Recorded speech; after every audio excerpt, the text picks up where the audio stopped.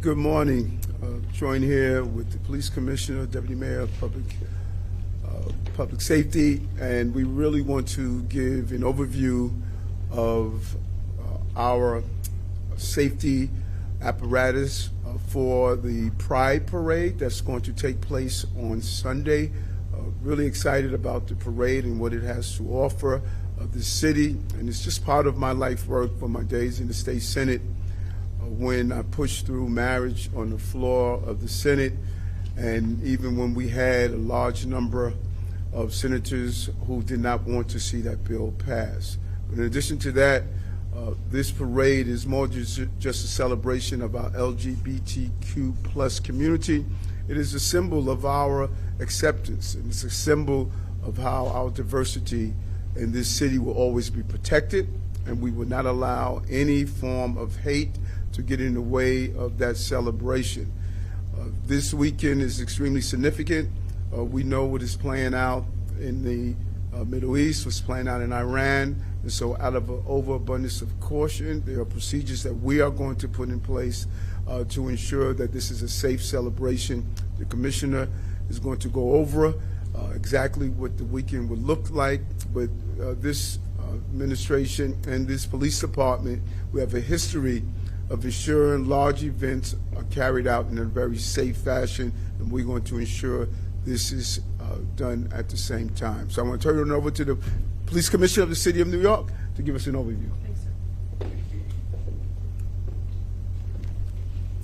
Good morning, everyone, and thank you, Mayor Adams. On Sunday, more than 1 million people will take part in the largest Pride March in North America. This will be a day of joyful celebration, the culmination of our citywide Pride Month events. And as always, the men and women of the NYPD will be out there keeping everyone safe. At this time, there are no known specific credible threats to the Pride March or to any other Pride events this weekend, but the NYPD, along with our law enforcement partners, remain vigilant. Our planning began the moment last year's march ended, and we have been working around the clock and in close partnership with the organizers, community groups, city officials, and others to secure every Pride Month event across New York City for the past 4 weeks. This year's Pride March is no exception. As far as logistics for Sunday, the 1.8-mile route will be secured with 10,000 metal barriers, as well as sanitation trucks, NYPD vehicles, and uniformed officers on foot posts, and will proceed as follows. The march will kick off at 11 a.m. on 5th Avenue and 25th Street, and then go south on 5th Avenue down to 8th Street. The march then turns west on 8th Street to Greenwich Avenue, north on Greenwich for 1 block to Christopher Street, then west on Christopher Street to 7th Avenue. Finally, marchers will proceed north on 7th Avenue up to 14th Street. Street closures will begin as early as 7 a.m., and there will be no crosstown vehicle traffic along the full length of the route starting at 10 a.m. And once the event gets underway, pedestrians will only be able to cross at the following locations. On 5th Avenue, there will be 6 crossings at 23rd Street, 21st Street, 17th Street, 14th Street, 13th Street, and 10th Street. Along 6th Avenue, there will be 4 crossings at 14th Street, 10th Street, 8th Street, and Waverly Place. And on 7th Avenue, there will be 5 pedestrian crossings at 14th Street, 13th Street, 10th Street, Perry Street, and Grove Street. Street closures and detours will make it difficult to drive or to park in the area, so we strongly urge everyone to take public transportation to and from the event. To that end, 13 different MTA bus lines running through Midtown and downtown Manhattan will be impacted. Please check the MTA's website for information on all service changes. Also, some stairways at 1, 2, and 3 train stations will either be closed or designated as exit or entrance only from 12 p.m. until midnight. And while City Bike will be operational, some docking stations in the affected area may be inaccessible. The expectation for Sunday is a safe celebration for marchers, spectators, business owners, and local residents alike, but that doesn't just happen on its own. It takes a smart, thorough, and well-executed plan, and you will see that this weekend. New Yorkers can expect an increased police presence throughout the area to include uniformed officers posted along the route, traffic agents at intersections and crossings, as well as personnel from our emergency service unit, mounted unit, K-9 harbor, counterterrorism teams, and more. Our helicopters and our drones will be deployed during the march to assist our officers on the ground, providing comprehensive coverage in real time. We will also have a uniformed presence in Washington Square Park during and after the event to assist with crowd control in that densely residential area. And of course, on top of all of this, there will be many other security measures in place that you will not see. But we will see over 1 million people celebrating Pride, celebrating love, and showing the world what New York City that New York City will always be a place where every person can freely and openly be who they are everywhere all the time. And it's also a place where we look out for one another. So remember, if you see anything suspicious or if something does not look right, tell a uniformed officer or call 911 right away. Finally, I want to thank all of our partner agencies who helped us design and implement this security plan. And I especially want to thank every member of the NYPD who will be out there working this weekend. You are the absolute best at what you do, and all New Yorkers know that you are the ones who make Sunday's March and all the other events in our city possible. And given that, it is deeply offensive that for the 5th year in a row, the NYPD's Gay Officers Action League is banned from fully participating in the New York City Pride March. It is the height of hypocrisy that uniformed officers from GOAL are fit to line the parade route and keep everyone safe, but they are unable to march in their own uniform and under their own banner. That is in direct opposition to the inclusivity that the LGBTQ+ community has fought so hard for. And it flies in the face of everything that GOAL has achieved over the past 43 years. I will be out there on Sunday, and I am not going to be shy about what agency I'm there to represent. I have been very clear with Heritage of Pride that this exclusion is unacceptable, and I will continue to be outspoken on this topic until Heritage of Pride rights this wrong. My hope is that the decision makers here will come to their senses, because this march is not about hiding who you are. It is about being visible. And I know that so many of our GOAL members are just as proud about being a cop as they are about being LGBTQ+. Those things are never in opposition. And our next speaker has spent his remarkable public service career living that exact message. As the president of GOAL, Detective Brian Downey has been a dynamic, driving force for progress. His tenure has seen a dramatic increase in representation and the signing of historic legislation, but he'd be the first to tell you that the work is never done. He, along with each member of GOAL, fights on, and I will be right there with him.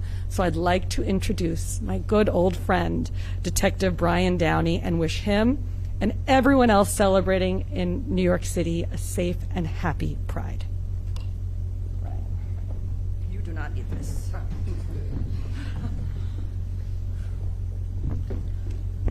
And good afternoon to you all.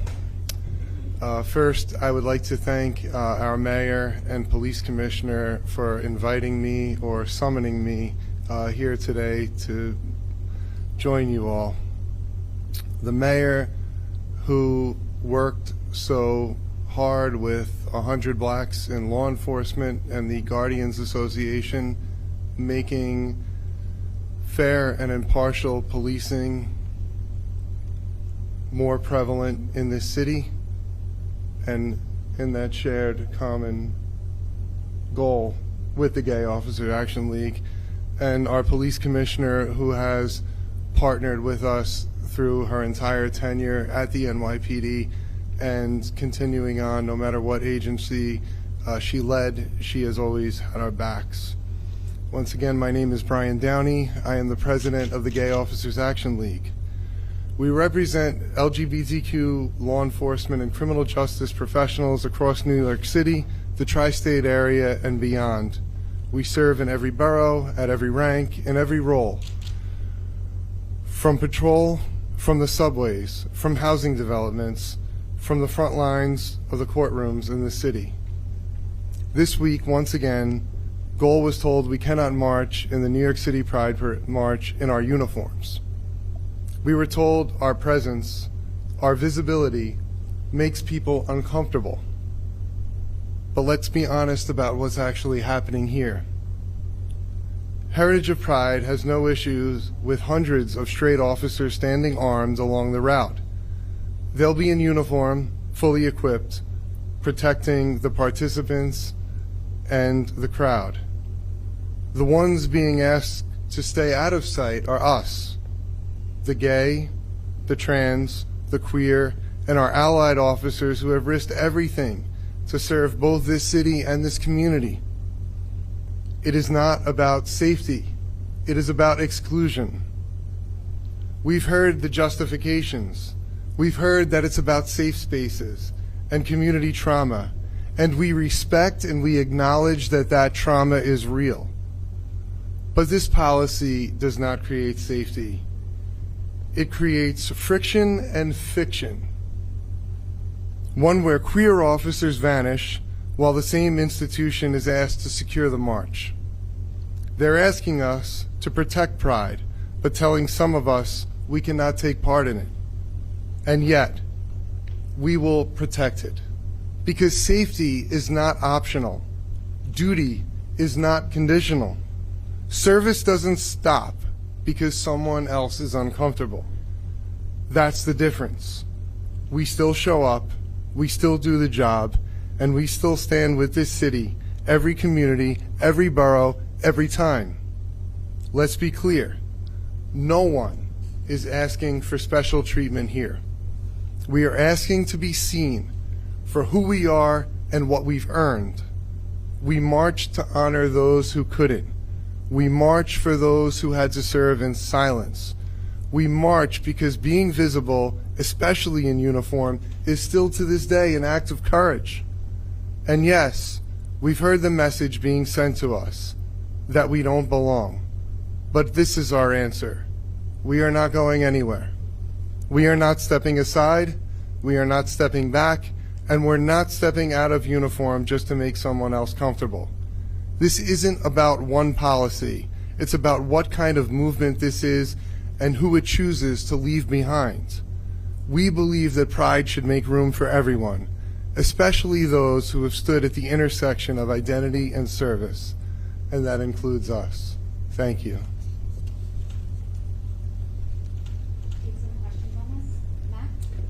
Hi, thanks for being here.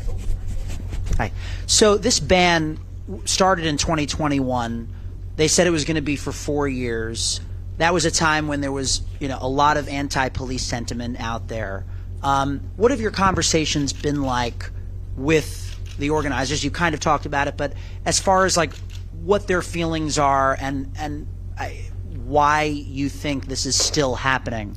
And then for the mayor, would you ever consider boycotting this? You've been asked about that in the past. Have you thought about that differently now? Thanks.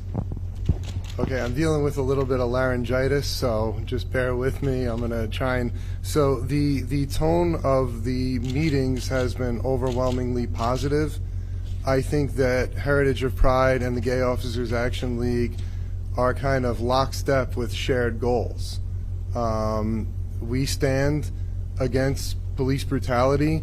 We stand for fair and impartial policing. I think it was a little over a year ago on Halloween, there was an incident with a police officer in Manhattan North who used a slur over a public address system.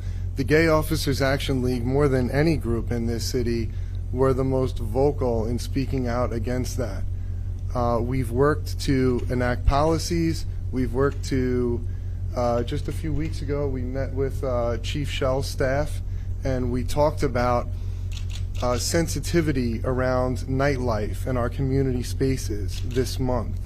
It's a little reminder, that we do with law enforcement executives almost annually to ensure that communities are being protected, but they're being protected responsibly and sensitively.